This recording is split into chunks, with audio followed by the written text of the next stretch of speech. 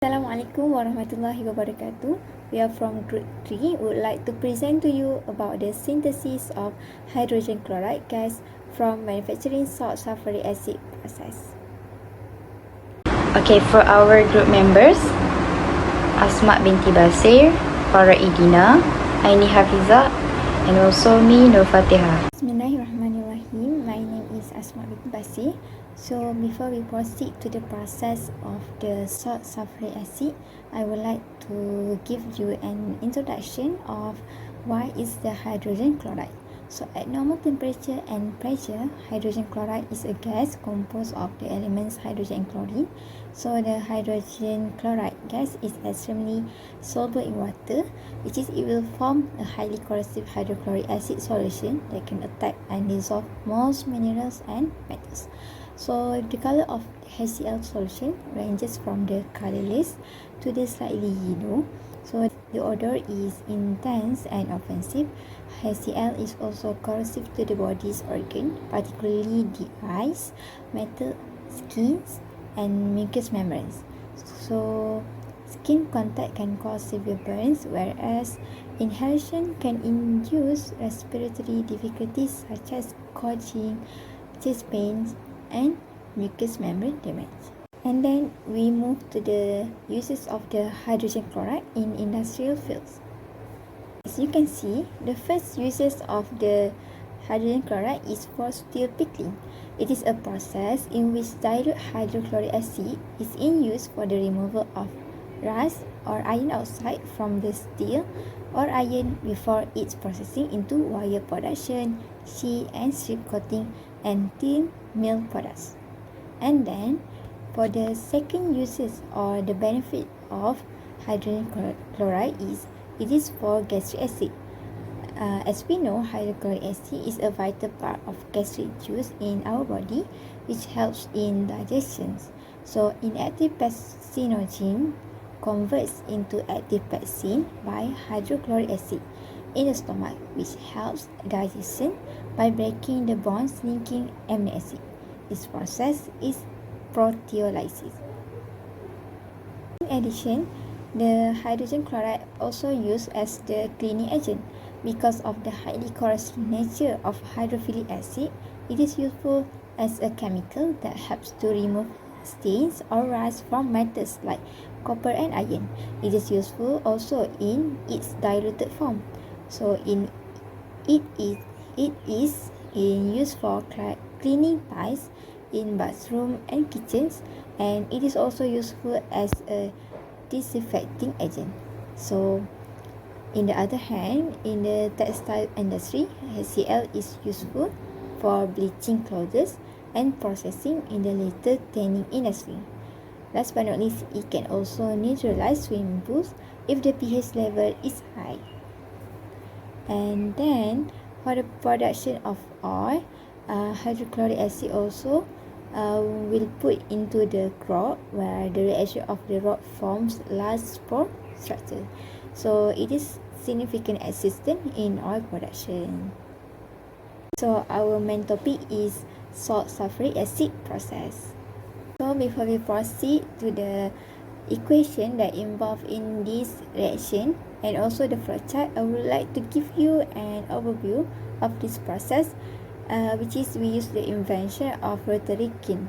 So it is one of brief aspect, which is this invention relates to a process for producing hydrogen chloride and alkali metal sulfate from sulfuric acid and the equivalent alkali metal chloride.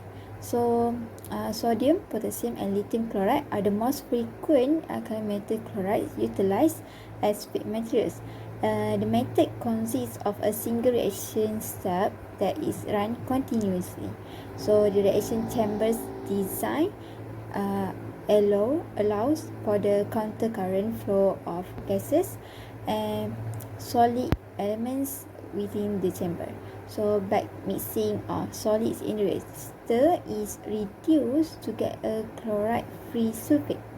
So the reaction chamber is heated to facilitate the chemical reaction that occurs, and also the reactor is direct fired, which means that the result of the combustion from a hoop inextricably combined with the gaseous product within the reaction chamber.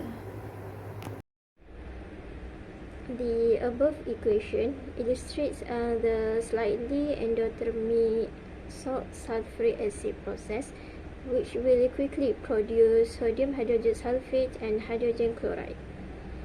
The actual reaction of sulfuric acid with salts can be summarized with the 5 equations at the bottom.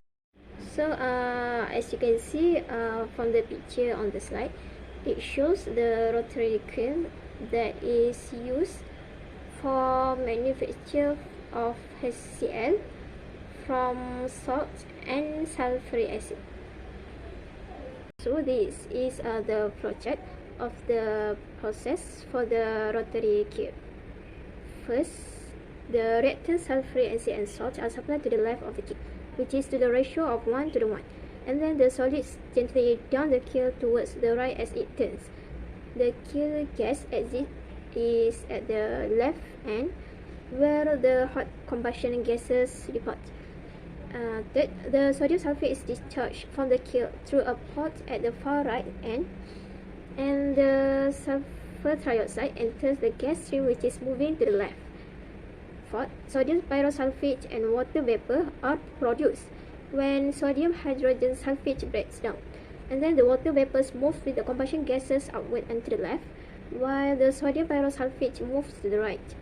Water vapor and sulfur trioxide combine to produce sulfuric acid, which is at the left part of the kiln, and then acid in the feed combines with the salt to form hydrogen chloride, which is the product that we want, and sodium hydrogen sulfate. And lastly, the solid sodium hydrogen sulfate moves to the right, where the hydrogen chloride escapes with the combustion gases through the vent in the left end of the kiln. Okay, let's move to the problem or issues that relating to the process. Problem is the huge quantities of byproducts hydrogen produced in organic chlorination shifted concern from hydrogen chloride production to disposal of hydrogen chloride. Okay, first one is excess hydrogen chloride is produced as a byproduct of organic chlorination process that lead to hydrogen chloride generation and disposal. And the second one is disposing hydrogen chloride byproducts can be expensive due to specialized equipment, waste treatment facility, and also regulation. And the last one is hydrogen chloride disposal that present environmental and safety concern due to its toxic nature. Okay, for environmental impact, that regulating hydrogen chloride emissions can reduce acid rain and also air pollution. Okay, for safety concern, it's a hydrogen chloride that can cause respiratory problems, eye irritation, and also skin damage. The second problem is hydrogen chloride production is likely to remain unchanged unless oxychlorination is developed. First one is oxychlorination is beneficial for the development of waste hydrogen chloride and the elimination of toxic chlorine.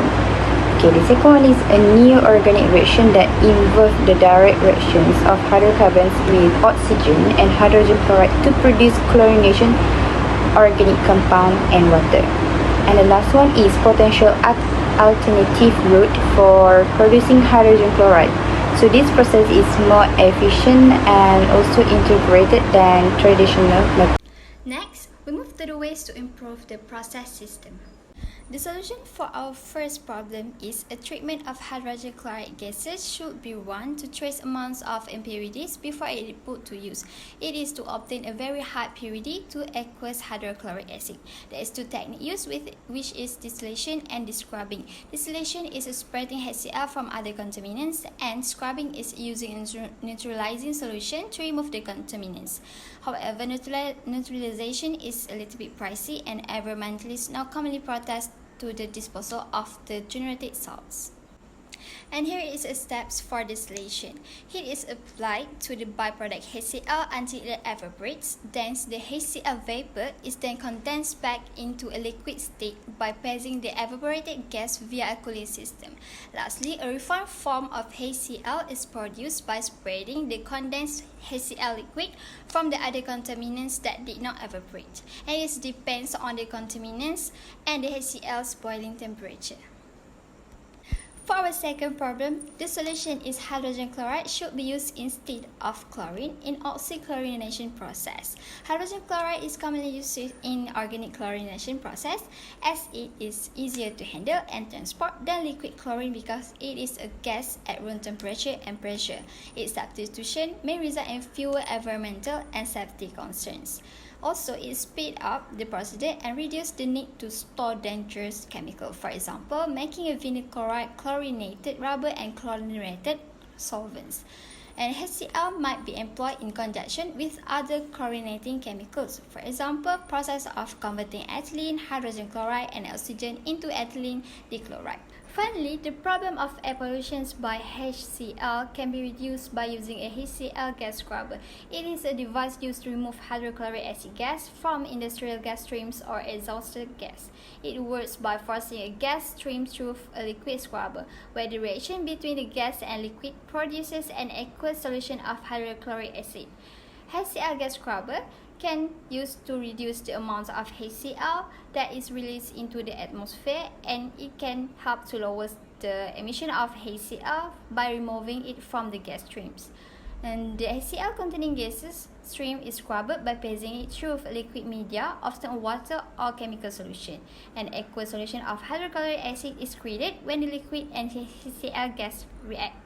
And for example, is packed bag scrubbers, spray towels, venturi scrubbers. All of these types have a different operating principles.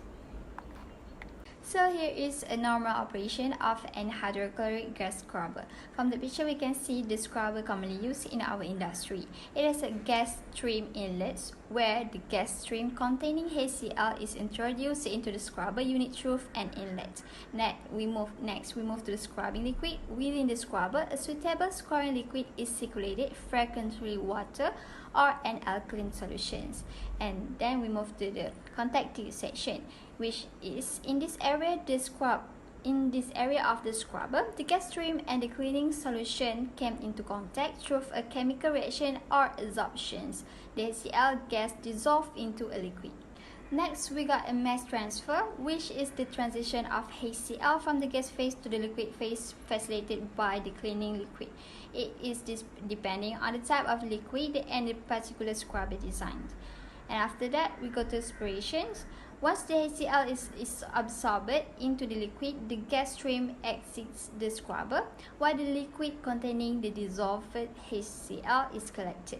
And finally, we go to disposal or recovery, which is it was depending on the exact use and environmental requirements, and the collected liquid containing the dissolved HCl may need to undergo additional treatment before being disposed of or recovered for its acid content.